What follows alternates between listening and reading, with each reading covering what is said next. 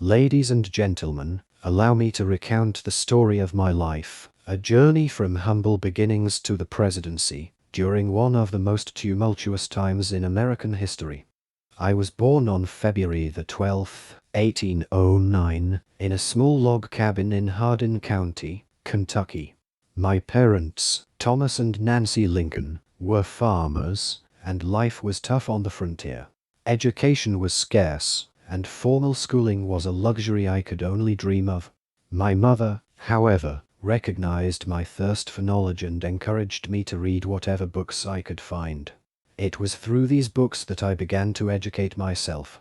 At a young age, my family moved to Indiana, seeking a better life. In those days, I did everything from splitting rails to working on farms to help support my family. My towering height and strength earned me the nickname Honest Abe, a moniker that stuck with me throughout my life. My journey into the world of law and politics began in New Salem, Illinois. Despite my limited formal education, I developed a keen interest in the law. I borrowed books, studied diligently, and eventually became a licensed attorney. My reputation for fairness and integrity grew, earning the trust of the local community. As I immersed myself in law, I also ventured into the world of politics. My opposition to the spread of slavery in the United States became a defining aspect of my political career. It was during this time that I engaged in a series of debates with Stephen A. Douglas, where I articulated my strong stance against the extension of slavery into new territories.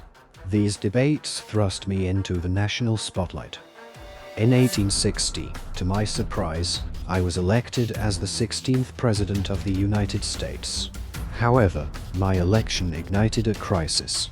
Southern states, fearing that my presidency would threaten their peculiar institution of slavery, began to secede from the Union. The nation was on the brink of civil war.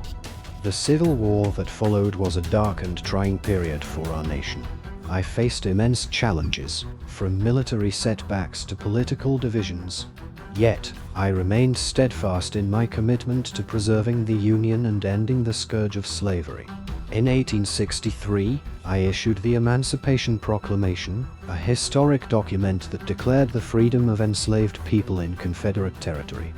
One of the most defining moments of my presidency occurred on November the 19th, 1863, when I delivered the Gettysburg Address.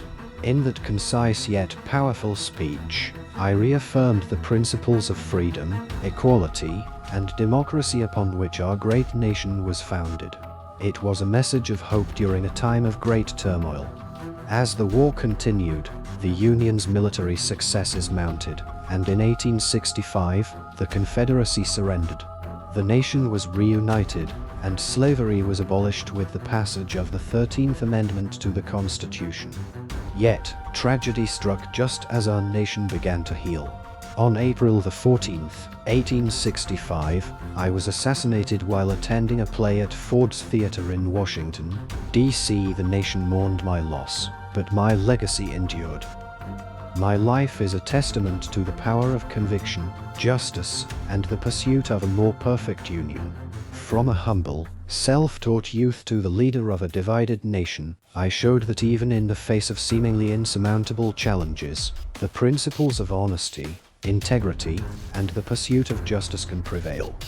My legacy lives on as a reminder that our nation, under God, shall have a new birth of freedom, and that government of the people, by the people, for the people, shall not perish from the earth, as I so eloquently declared in the Gettysburg Address.